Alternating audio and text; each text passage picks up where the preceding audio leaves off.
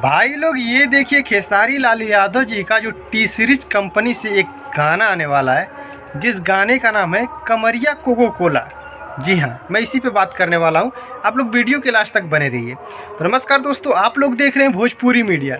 खेसारी लाल यादव जी का हालांकि 15 गाने का शूट हुआ था, जैसे बताए थे टी सीरीज कंपनी के लिए, सारेगामा हम भोजपुरी के लिए, मतलब ऐसे ऐसे गाने, बहुत गाना कंप्लीट हुआ था।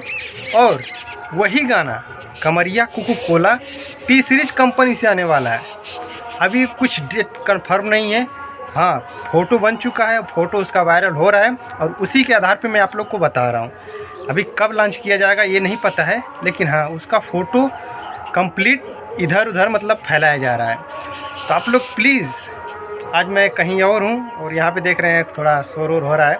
मैं सोचा कि आप लोग को शेयर कर दूँ इस फ़ोटो को और इस गाने को, पोस्टर को। तो बस यही छोटा सा मैं सोचा कि आप लोग को वीडियो बता दूं वीडियो में।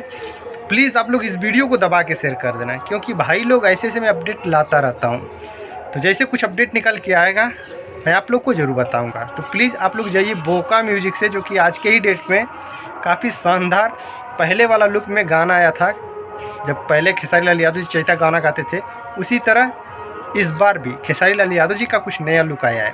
आप लोग जाइए बोका म्यूजिक से, देखिए, सुनिए, ज़बरदस्त है।